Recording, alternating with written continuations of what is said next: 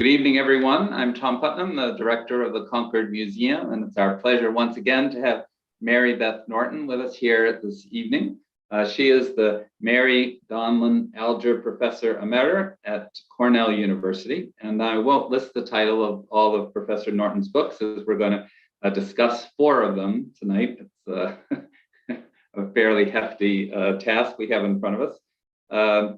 But I should note that she joined us for a virtual forum co-sponsored last fall by the National Archives and Records Administration, the National Endowment for the Humanities, America 250, and the U.S. Semi-Quincentennial Commission to discuss her newest book, 1774, The Long Year of Revolution. And Mary Beth, that forum still holds the record for the most views, with over 3,000 people having watched that session. Yeah. Good to know. So tonight we're going to look at issues of gender in the colonial and revolutionary periods. And I thought we'd go sequentially, not in order that the books were written, but in the periods that they chronicle. But before we do, I just wanted to ask one general question. In some ways, you're doing double duty for us tonight, for we're in the midst of redesigning our permanent galleries, in which we cover life in 17th century Concord, and of course the events leading up to and including April 19th, 1775. But in May, we are also opening a new exhibit entitled Every Path Laid Open, Women of Concord in the Quest for Equality. That title comes from Margaret Fuller, who suggested women didn't just want the right to vote, but to have every path laid open to woman as to man. And the exhibit will focus on the rise of the women's rights movement in the 19th century. But as I hope to ask you at the end of this conversation, in many ways you can't understand that history without understanding your groundbreaking research about women in the 17th and 18th century.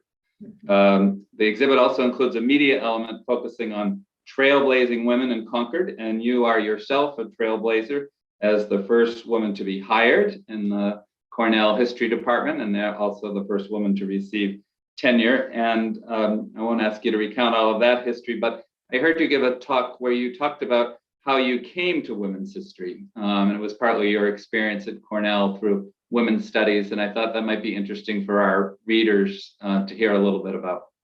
Sure. Most historians who get involved with women's studies, that is the interdisciplinary study of women, come at it after they've already come at women's history. Mine was opposite. My doctoral dissertation was on the Loyalists of the American Revolution, and I wasn't particularly interested in women's history. Of course, I couldn't have studied it when I was in school.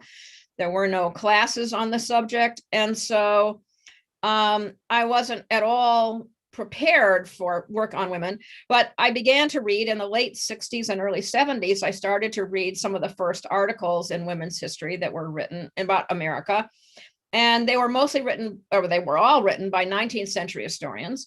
And the 19th century historians made certain assumptions about what 18th century women's lives were like. And I was sort of dubious about that, but that was all that I thought about. Then I came to Cornell in 1971, as you say, as the first woman in the department.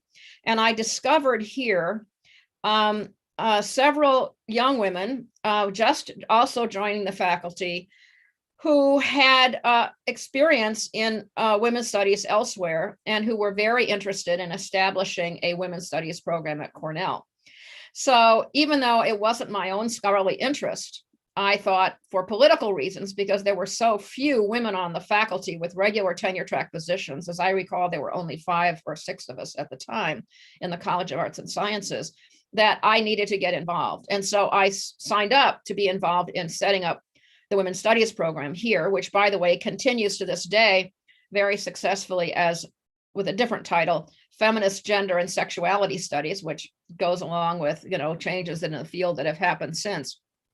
And just talking to other people, some women, but a couple of men who were interested in gender questions made me think, gosh, this is really interesting. I should do something about it historically, about it with respect to the 17th and 18th centuries. So that's how I got interested. And maybe you should just comment on that assumption of your predecessors painted a rosier view of women's role during the colonial period.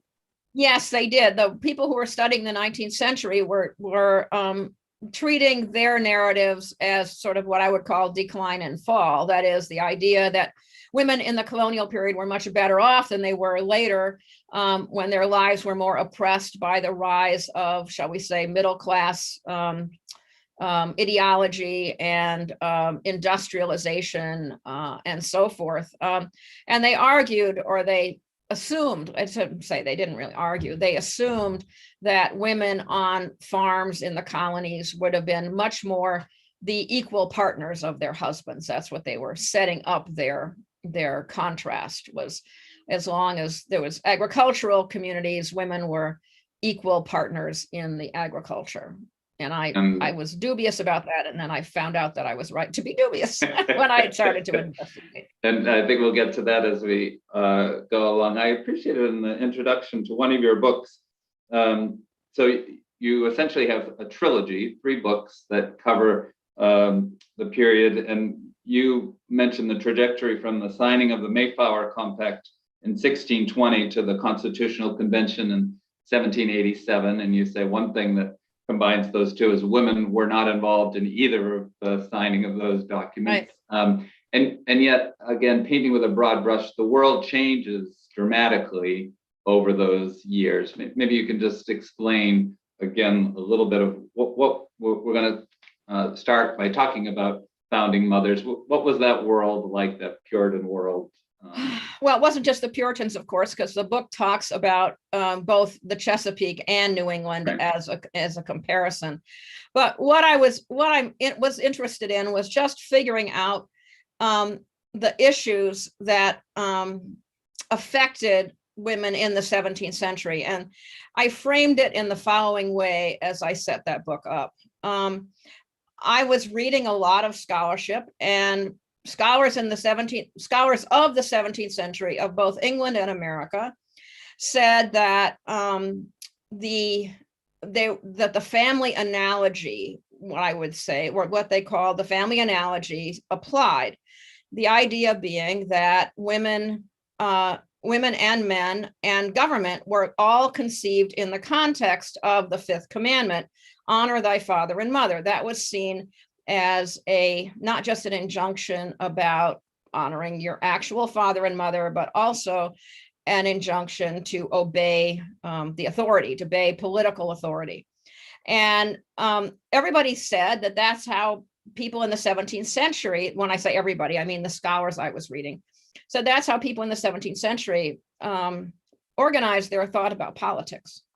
And so I thought, well, nobody who ever said that ever thought about what that meant for women. What does it mean for women if what's seen as the grant of all power in the society includes women as well as men, as metaphorical mothers, if not as actual physical mothers? And so that was the question that I started out with the book that became Founding Mothers and Fathers, as I talked about what I thought that meant. What if you applied a lens of gender to those 17th century ideas? What did that mean? And then I also pointed out that Locke's idea of gender was very different. And as we all know, the 18th century was very much or late 18th century was very much a century of Locke. And if you read Locke carefully, you see that in the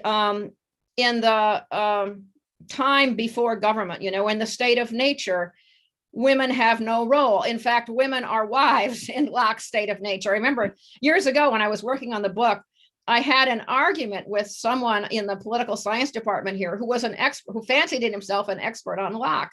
And I said to him, he's not here anymore, but I said, Locke does not see women as having any role other than as wives in the state of nature. And he did not believe me. And then he went and looked at it and he said, you're right. and so what I talk about in Founding Mothers and Fathers is that transition women are seen as holding power and all women are not. So that's what I talked about. Yes. So tell us a little bit more about, I was intrigued, and then I'm going to have you actually talk about a couple of the case studies of the women in the book, that what you found that was in that time period, that status was more important than gender. Yes. And it was a great revelation when I found that out. I did not start with that idea in mind at all. it's something that dawned on me slowly as I did the research. And one of the ways it did, and I should say right here that my research for that book was largely based on court records, because most people are not literate. The people who are literate are the court clerks who are keeping the records. And so I was very interested in, I became very aware of how court clerks dealt with the status of the people who were in court. Men who were high status were always all addressed as MR, which is not Mr. but Master. And women who were of high status were called MRS, that is Mistress. Now, when I first started to read those names, I thought, well, that means they're married, the way we would today regard Mrs. as marriage.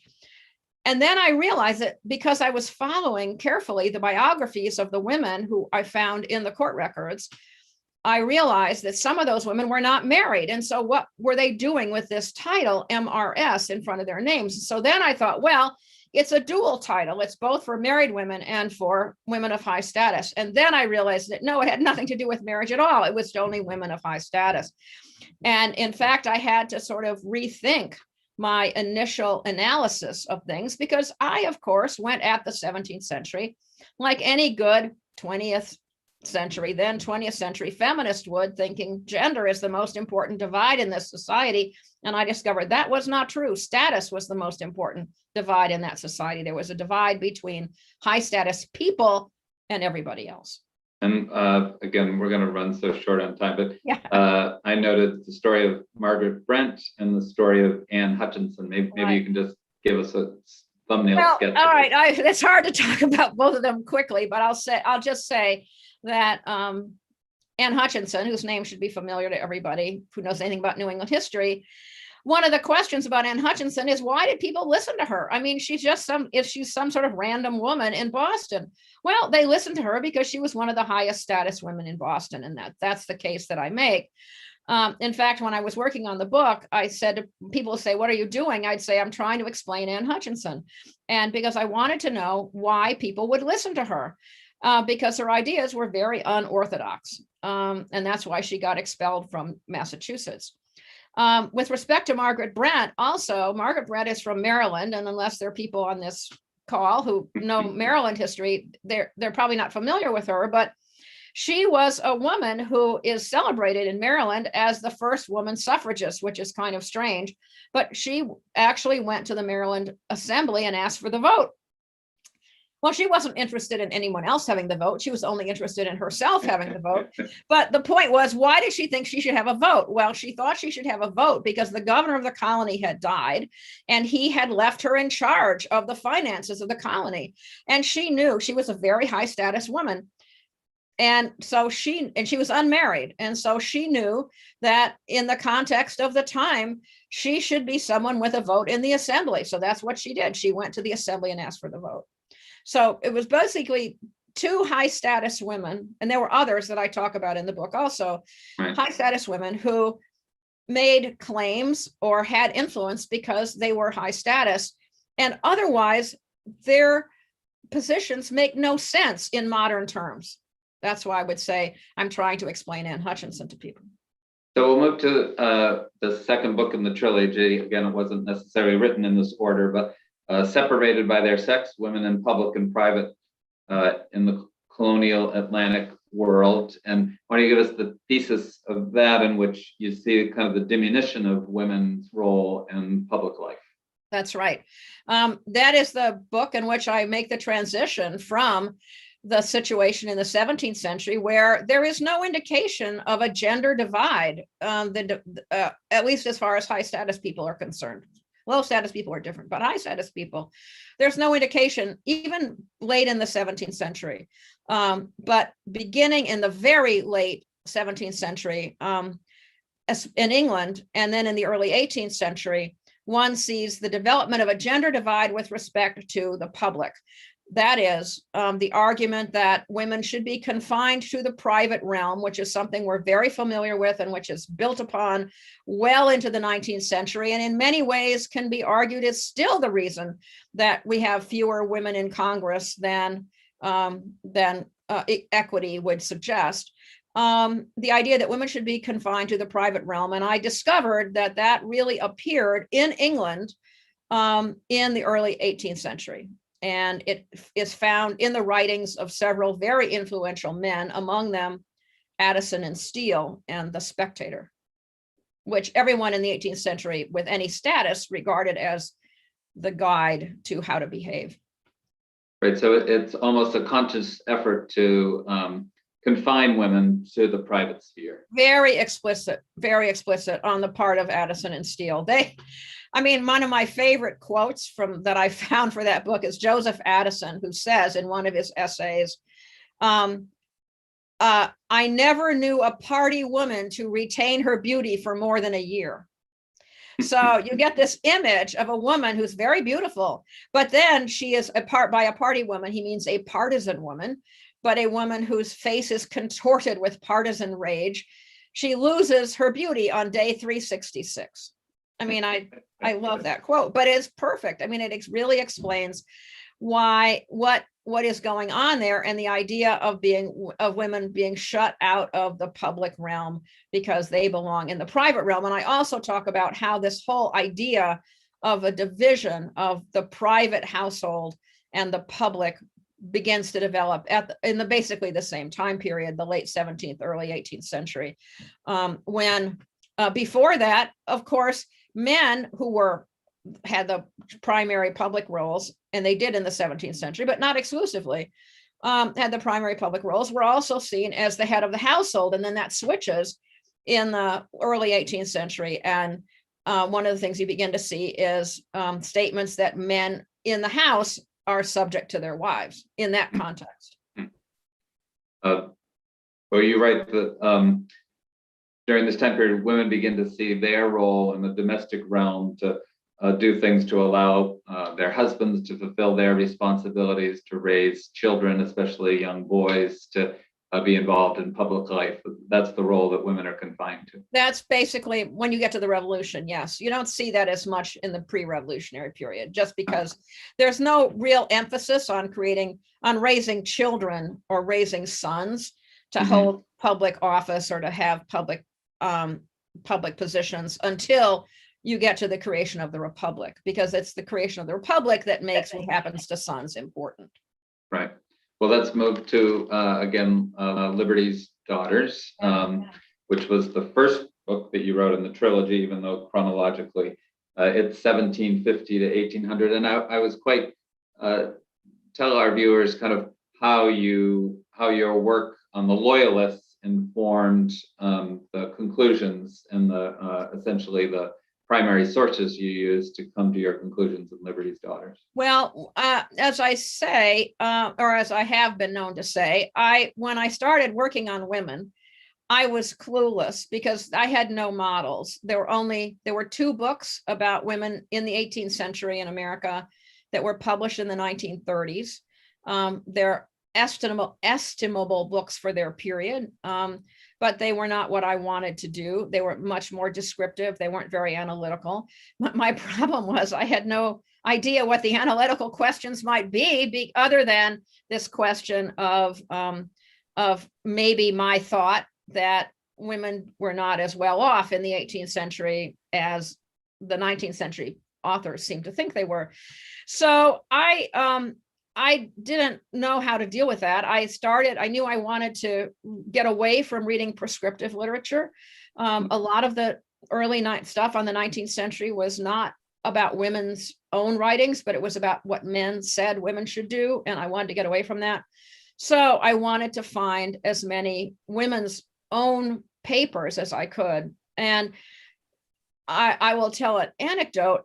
This was in the day before women's papers were identified in libraries or archives. And so I knew some places that had women's papers from my previous work on the Loyalists. That is, I knew of Loyalist women's papers that were out there. But in general, I didn't know anything. And the papers were not, there were no indexes to them except by name. And of course, for the most part, I didn't know the names of any of the women except for famous women like Abigail Adams. So I had to somehow find these names. Well, the only way I could do it was to look at the National Union Catalog of Manuscript Collections, the first volume, otherwise known as NUCMUC. And I started going through NUCMUC. It's a printed volume. I mean, this is so long ago, it's like ancient history. This is in the 70s. Started going through NUCMUC, looking for the names of family papers, looking for family papers, alphabetically, just heading through.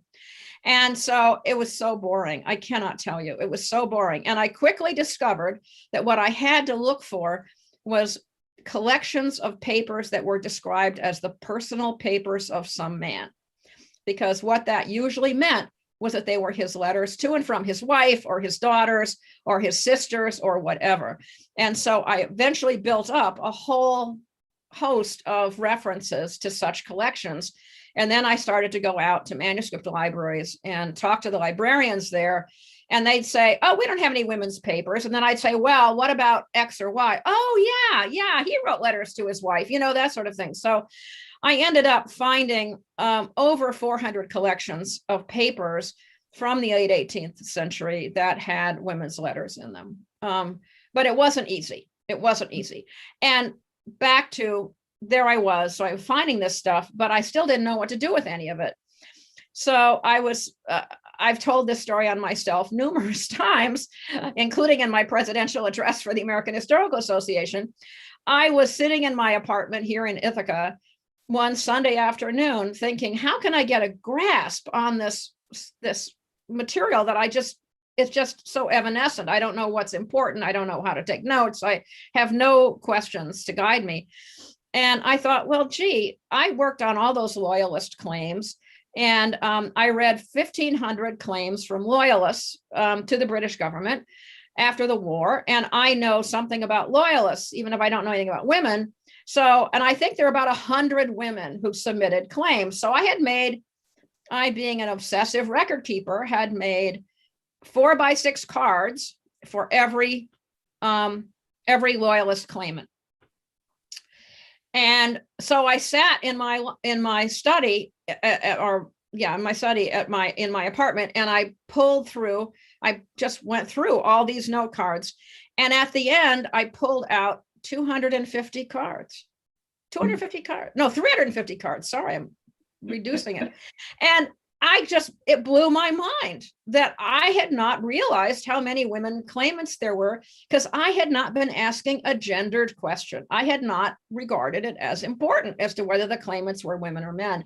Then I ended up having to go back to England and redoing my work on the loyalist claims, and actually looking at another whole set of loyalist claims documents that I hadn't looked at the first time, and finding another 100 women. So I ended up with 450 or so loyalist claimant women that then became the evidentiary basis for my first article in Women's History, which was published in the Women Marry Quarterly in the Revolution bicentennial issue of July of 1976.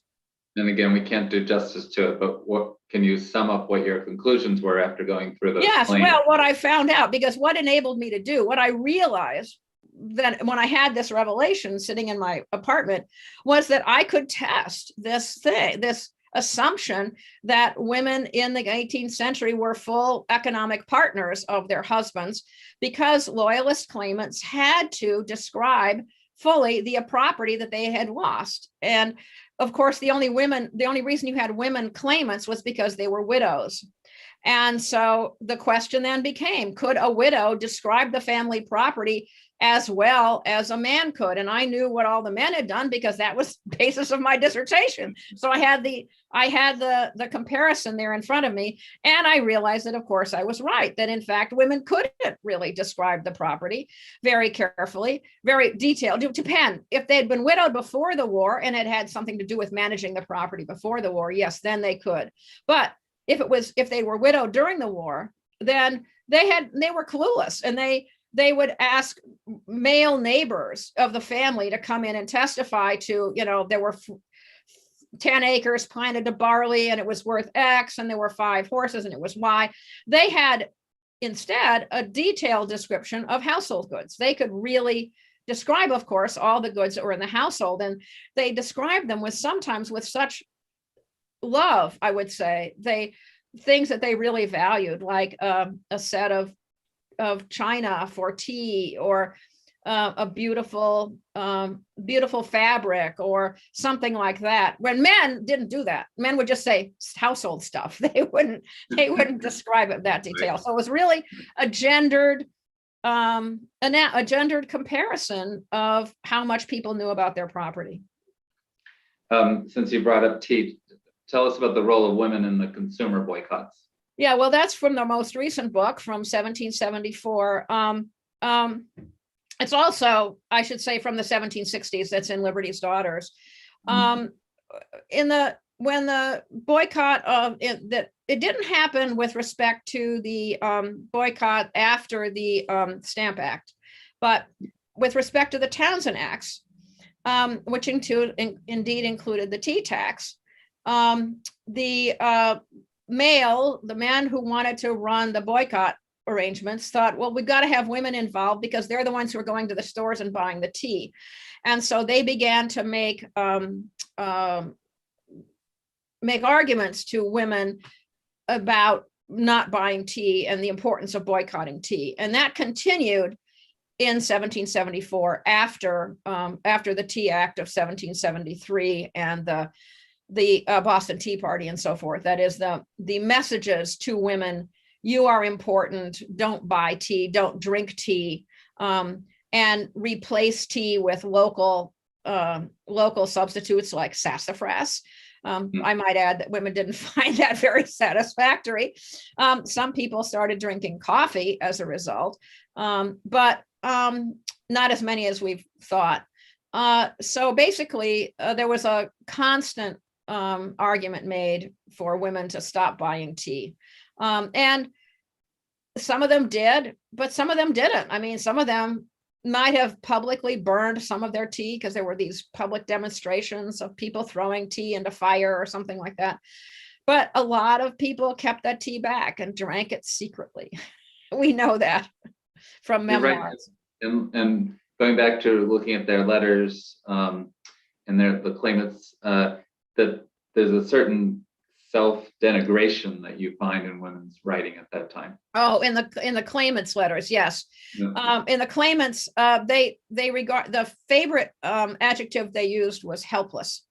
And I'm a poor helpless widow here in England. You know, throwing myself on the mercy of the British government for assistance.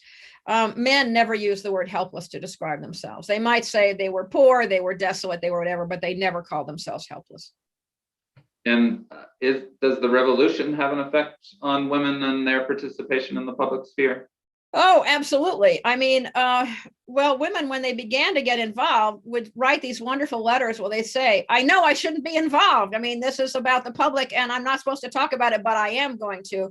One of my favorite letters about that is from Sally Franklin, Sarah Franklin, later Bache, who writes to her father, Benjamin, in London, saying, everyone's talking about the Stamp Act, or they say that.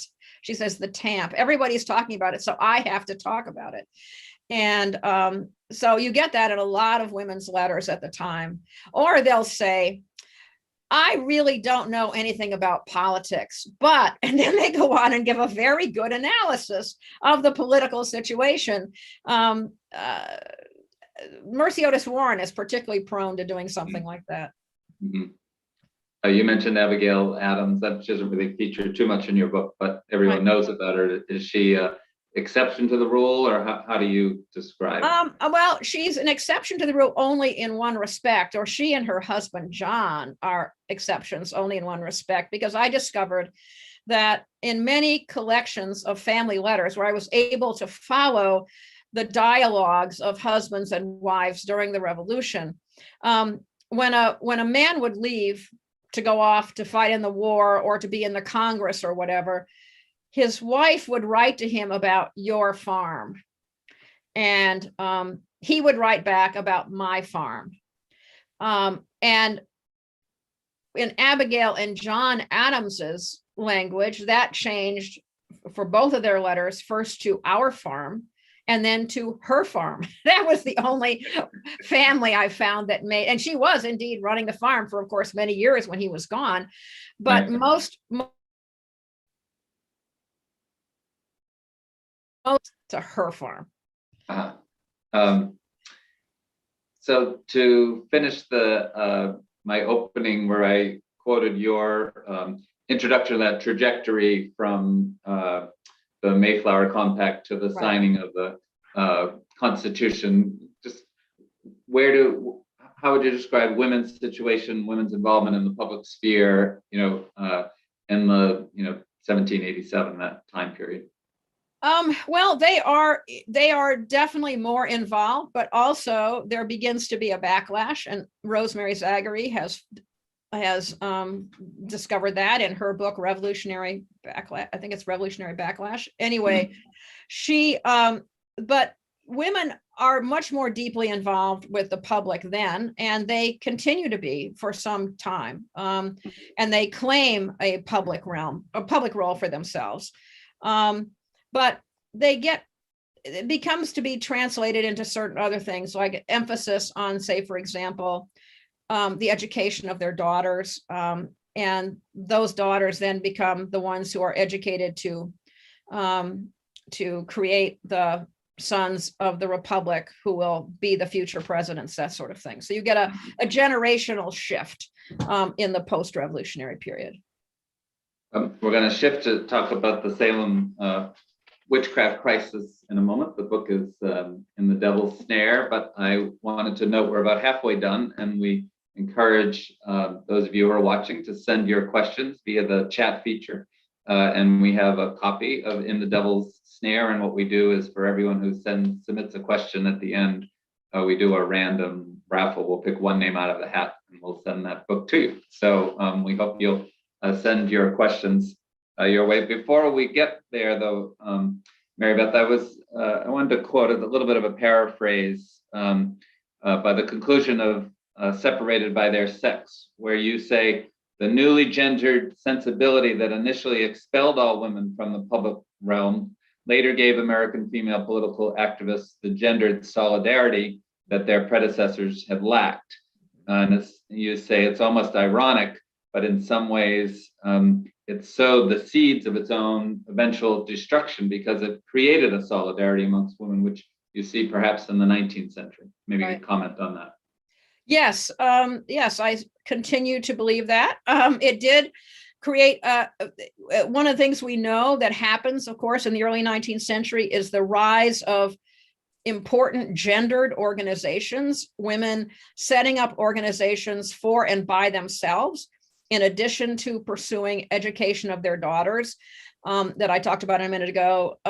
So, for example, setting up organizations to support missionaries in foreign lands, or to help other widows and orphans, or to help widows and orphans. Many social service agencies, including, as we now know from research done by people on the Civil War, the sort of formal orphan asylums, basically that are funded by state and local authorities, are basically started by women to care for the orphans of casualties of the Civil War. I mean, there's all kinds of things that begin as that are later on taken up by public social service agencies, or taken up to be public social service agencies that are started by women in the early and mid 19th century. And of course, the temperance movement, right, started by women. So. And here in Concord, the anti-slavery movement and petitions against Indian removal. Absolutely. We now know that women were major signers and distributors of petitions against Indian removal and major parts of anti-slavery movements, even though for many years, people who studied the anti-slavery movement only studied white men. They didn't study the white and Black women, who were actually very important and had very close relationships in very interesting ways. I mean, I think the latest work on this is much more emphasizing the role of Black women in these anti-slavery associations. Your questions are coming in. I'm going to get to them in a moment. So please have them keep coming. So we won't be able to do justice to In the Devil's Snare, the Salem witchcraft crisis of 1692. But you write, for a historian interested in the women in the public sphere, there's really no other time in the history of our country, except perhaps the women's rights movement in the 19th century, where women took center stage the way they did in Salem. So again, it's going to be hard to walk you through it. Perhaps you can just say what, I don't think I want you to tell the story. Let's assume people know the story, but what were the flaws you found in the normal story, and what was the I don't know where to start with that question. Well, why don't I ask you this question? You asked, yeah, why don't you ask me something specific, Tom? Why the magistrates of Salem Village took the testimony of the afflicted girls and women who normally weren't given any political or judicial authority at face value. Why did they believe these young girls, do you think? Well, yeah, let's back up and say that one of the things I learned from founding mothers and fathers is that the testimony of young women was usually disregarded by courts in any other kind of situation. And I'll back up even further and say one of the reasons why I was convinced that I could find something new about Salem witchcraft was that nobody else who'd ever written about Salem had ever read 8,000 17th century court cases first. So I knew I had a background to enable me to understand the context. I argue in the book that the magistrates had good reason to find the accusations of women of witchcraft very believable, plausible. And that's because of the situation that they found themselves in at the moment. And it wasn't what some people have said, which is the lack of a charter, although the charter does come in the middle of everything. But rather the war they're fighting against the Wabanaki people on the northern New England frontier, where they were losing. And where they were losing. There's no other question. There's no other way to describe it. And they were trying to explain why they were losing. And because Puritans had long believed that the North America was the territory of the devil before Christians arrived, and that Indian shamans would call up the devil in their ceremonies, and that therefore it was very easy for them to regard witches in the English community as allies of the Indians, because they were both allied to the devil. In short, in brief, it's much more elaborate than that, obviously. In another talk you gave, I like the line that because they could not defeat the natives in the forest, they could defeat the witches in the courtroom. Yes. And some of the judges and magistrates were the very same people who were leading the war effort. Yes, absolutely. I mean, I often describe this when I'm giving talks about it to communities, is if you think about the government of the colony of Massachusetts in the early 1690s, it would be as though, if we analogized it to the US today, it would be as though the Joint Chiefs of Staff were also the judges of the Supreme Court, and the governor was the president. I mean, so that they're all the same people. The men who were leading the militias feudally against the Indians, right, and who were the judges of the court, and were also they were the judges of the court, the men who were failing to win the war. Basically, it was the same guys. It was exactly the same men. And so finding witches out there was a good explanation for why they were losing, because, hey, the devil was against them, and it's impossible to defeat the devil if God has you in his sights. I found the book fascinating, and I don't think direct personal connection, but I am Thomas Putnam. You're Putnam, yes. But more than that, if you could believe it, my mother is a Burroughs from Wells, Maine. So But why don't you tell the story Was she that, the actual Burroughs, or do you no, know? I don't think so. Oh. Why don't you tell the story just briefly of Ann Putnam, but also the influence of Mercy Lewis, just to give Yeah. an example of the kind of refugee that comes from Right. Maine. That, Right. Well, I became convinced that that the refugees who came into Salem from Maine from the war, when the settlements in Maine were wiped out in especially 1690 and 1691, and people fled into Salem. Many of those refugees were young women who were orphaned and who were placed as servants in homes in Salem Village and Salem Town and so forth, in the whole area of Essex County. And Mercy Lewis was one of those refugees who I was able to trace, amazingly, how much I could find out about her family. They had lived in Falmouth, modern Portland, and the family was basically wiped out by Indian attacks. And she came in and she became a servant in the home of the Putnams of Salem Village. And I often say when I'm giving talks about this that I have my own spectral vision, because everybody then talked about spectral visions. And my spectral vision is of Mercy Lewis in the middle of the night in the attic where she would have been, or the upper chamber where she and Ann Putnam would have both been sleeping, telling stories about the Indian War to Ann Putnam in the night. And because, as I argue in the book, Ann Putnam, who had never been out of Salem Village, she's a little girl, she has no personal knowledge of any of these things. Somehow in her accusations, she knows all kinds of stuff about what happened in Maine. Well, how did she know that? The only person she could have heard that from was Mercy Lewis. And you use a modern conception that many of these refugees might have been suffering from post-traumatic stress syndrome, that what they had witnessed up there really was causing them nightmares. It was very, very traumatic for them. I mean, it doesn't take much to, for example, project trauma onto a young woman who ends up in Salem. This is not Mercy Lewis, it's another one, but who at the age of 7 was in a house that was besieged by the Indians. She was in a garrison house. It was owned by her grandfather, and people had come to collect there during the war for safety. These were houses that were built as garrison houses, so to make people safe. And there were probably 20, 30 people in there, and the Indians decided to burn it down.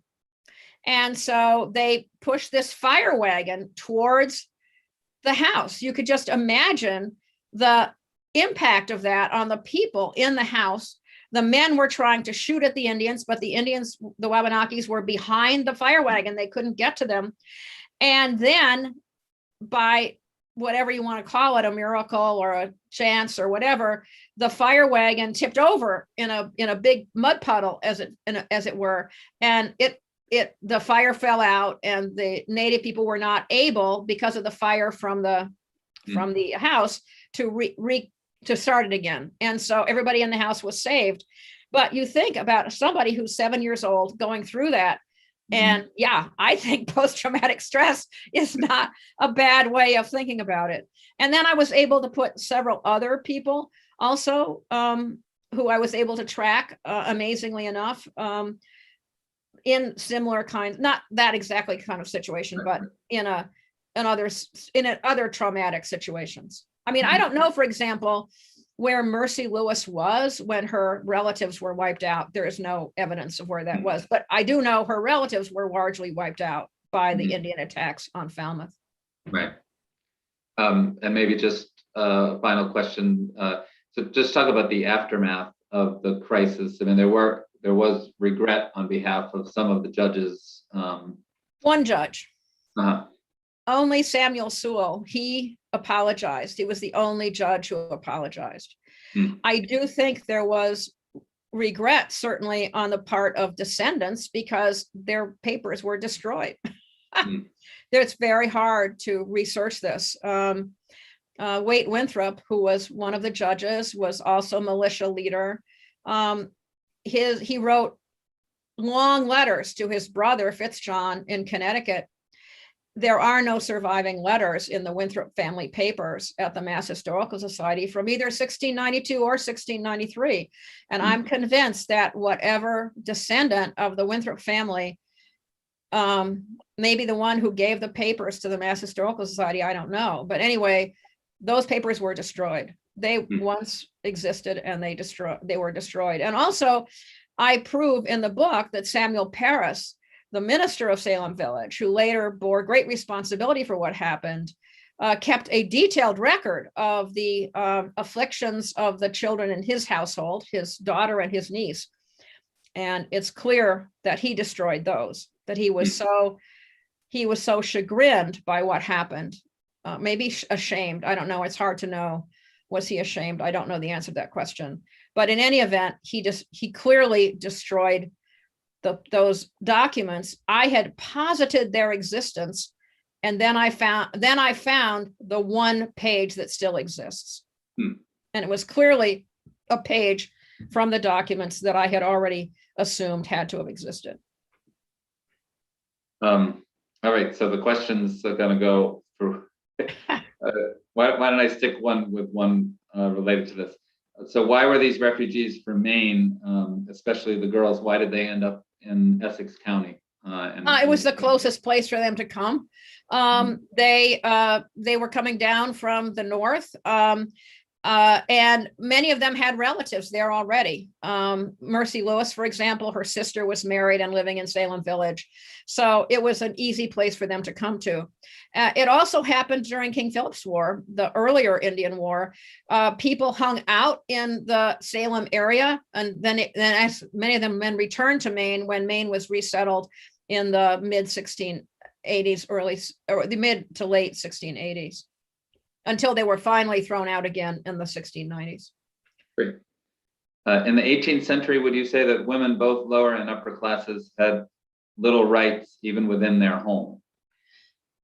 I don't know what the word rights applied. I don't know how to apply the word rights there. It would definitely depend on age. A young woman would have no status in a home, basically. Young women were, there was mothers, there were daughters, and there were servant women, and that was the hierarchy in the home. I think a mother could command certain aspects of life in the home. I wouldn't call that rights necessarily. They wouldn't use that term. And they certainly had no legal rights, because a married woman, her property all went into the name of her husband. It's not until the 19th century that Married Women's Property Acts changed that. This question is in response to your, having to find about women's lives through men's personal papers. Yeah. Is that different now in archives and research centers? Do they do a better job? Very different. Now you can go to an archive and find papers and diaries and so forth listed under women's names. And that started with the creation of a volume called Women's History Sources, which, alas, was done after I did my book, so I couldn't relate to it. But it was published in the early 80s. And it was the beginning of educating archivists about the need to index the names of women in their records. I will tell another story. My favorite story about all of this is down in South Carolina. I found a collection of papers that it was a woman's letters, or a woman's papers. It wasn't all letters. Some of it was business. Her papers were listed under the name of her third husband, who had absolutely nothing to do with any of the papers. The papers had to do with her and her first two husbands. That was the bad old days. Questioner asks that women often run things while men are away at war. Did that happen during the Revolutionary War? And if so, did they just quietly set back down after the war? That's a really good question. And the answer is yes, they ran things while men were away. And no, they didn't always quietly step back down. Again, I keep quoting some of my favorite things, but one of my favorite things was from Henry Knox's wife, who wrote to him and who said, basically said during the war, I know you're a general, but Lucy Flucker Knox, she wrote and she said, I hope when you come home, you will realize that there is such a thing as equal command. So no, they did not automatically step back. And in fact, when families were separated again, as sometimes they were because of the men taking positions in the new federal government, the women took over again. And one Massachusetts man wrote to his wife, sort of, the war which so long separated us has taught me how to value you. And he then left her in charge of a very difficult situation when he took off to be in the federal government. So yeah, it did change. It changed both men's and women's ideas about their capabilities. This questioner is asking about whether women played any role in kind of warfare, and do you know of women who acted as spies? Oh, there were definitely women who acted as spies during the revolution. I happen to know more about the women who were loyalist spies or spies for the British than spies for the Americans. But yes, women were able to, for example, they traveled in the camps of the armies peddling things, and they managed to pick up information when they did that. That's certainly what one loyalist spy did. They carried messages and things like that. And of course, there are famous cases of women who, at least one woman who disguised herself as a man. But others who, Molly Pitcher, that story is not, it's probably apocryphal, but it also has some truth to it. There were always women who were traveling with the army. There are books about the camp followers. They're not just prostitutes as they're often presented. They are married. They're the wives of the soldiers. These are families where the family is poor. They don't really have property for the wife to keep track of while she's at home. So she travels with the army, and they earn half rations, and they do laundry, and they cook and so forth for the troops. Washington hated these people, by the way. He found that he didn't think they were properly military. And so when the army moved through Philadelphia on its way to Yorktown, he insisted that the women all had to be at the end, that they couldn't be with their husbands. Did you encounter resistance from the male hierarchy in the university when you first began this work? No, actually, I did not. The history department at Cornell remains one in which basically people can teach what they want to teach as long as they get students. If I offered a class that didn't get students, and this happened to me once, but on a completely different topic, you're told you can try it for 2 years, and then if you don't get enough students, you have to stop. So, but that never happened with women's history. There were always plenty of students. So no, there was never a problem. And I was fortunate in that regard, because I know that some women historians who are my contemporaries did confront major issues with male colleagues not wanting them to offer the classes that they wanted to offer. But this was never true at Cornell. Great. In your books, the viewers questioning that it seems like primarily we're talking about white women. Do you write about her? Have you researched Native American or enslaved women? Well, I did do some work on Native American women for In the Devil's Snare, but in fact, for Liberty's Daughters, what is often overlooked in comments about my book is that I dealt a lot with African American women in Liberty's Daughters, and I'm proud to say that I think I'm the first person who did a serious gender analysis of the records that were kept by the British of enslaved people who ran away to join the British.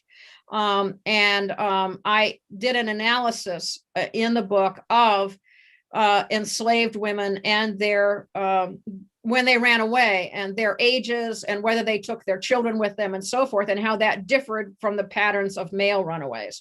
I also did as much as I could in Liberty's Daughters through the records of the plantation owners. For example, I reconstituted using family reconstitution techniques taught me by the English historians, English social historians. I reconstituted all the slave families on Thomas Jefferson's plantations. as a Mhm. part of my work. And I talk about that. And in fact, I co-wrote an article in the 1980s in a collection in which I put together my work on Jefferson's enslaved families with other people's work on enslaved families on other plantations. So yes, in Liberty's Daughters, I did quite a lot on African-American women and their specific experiences. For example, their childbirth experiences and their experiences as runaways and so forth. This is a fairly large question, but can you please expand on the idea that women were more relegated to the private sphere beginning in the 18th century? What caused the public and private to become more defined and divided? Yes, that's a really good question that I decided not to answer. I decided it would take me another book to answer it. And so in the last chapter and maybe the afterword or the conclusion of Separated by Their Sex, I say somebody else can do that. All I'm doing is saying what happened. I'm not saying why it happened. And so I eschewed that. And I have to say that one of the reviews of that book said, if I were a graduate student today, I know what I would investigate. But nobody to my knowledge has done that yet. The book was published 10 years ago now. So, but yes, it's a really important question, but it's one that and I was originally going to get into it, but then it had so many ramifications, so many cultural and economic and political ramifications that I said, I do not want to spend the rest of my life writing this book. And so I ended it. I just said, here are some of the issues and let somebody else deal with it. I thought it was enough to identify what happened. Right. But somebody else say why. Here's maybe the last question and then we'll conclude. Do you think the Salem witchcraft crisis was a familial witch hunt? Many accused witches were related. What do you think of the accusations of the Town sisters, who were the very opposite of witches? Yes. Well, there were different phases of the Salem witch crisis, and it's not often thought of in that way. But you're absolutely right. The Town sisters are the very opposite of witches. And although one of them did have Maine connections, Sarah Cloyce, her husband was one of them. She was one of the Maine refugees. And so there was a Maine connection there. I think there were multiple causes of the witchcraft crisis, and some parts were accusations of enemies. Some parts were accusations of friends and family. I mean, the pattern in Andover is accused witches who confess say that their fellow witches are their family members, their sisters, their mothers, their brothers. And that's never that doesn't happen in Salem Village. So I mean, the patterns are different depending on where you are, but a lot of the roads lead back to Maine, just as they did with Saratown Cloyce. Not all of them lead back to Maine, but a lot of them lead back to Maine. And so that's why I really think that one of the pieces that makes everything hang together is the Maine Indian Wars. And I recommend that person read my book. Well, we recommend everyone read maybe he or she will win the raffle and get a free copy. So I wanted to quote from the close of Founding Mothers. I've alluded to this before, but after Professor Norton describes the growth of the public-private distinctions in colonial America, by which all women, even high-status ones, were categorically excluded from the public sphere, she writes, not until the 19th century women began to challenge women's exclusion vigorously would female Americans be once again conceptualized as a part of the public. Yeah. And that is the story that we tell in our upcoming exhibits, both in our temporary and permanent gallery. So we hope all the viewers here, we reopen tomorrow. On April 1st, the museum reopens its doors, and those who experience these exhibits, Mary Beth, will be better informed, having learned so much from your books and from this fascinating conversation. So we thank you again so much for sharing your insights with us tonight. And I remind everyone, our next forum will be Monday evening, April 5th, with the poet Gail Mazur in conversation with author and biographer Megan Marshall. So we hope you'll join us on Monday night. Thank you all for joining us this evening. Mary Beth Norton, thank you again for being with us. Thanks, Tom.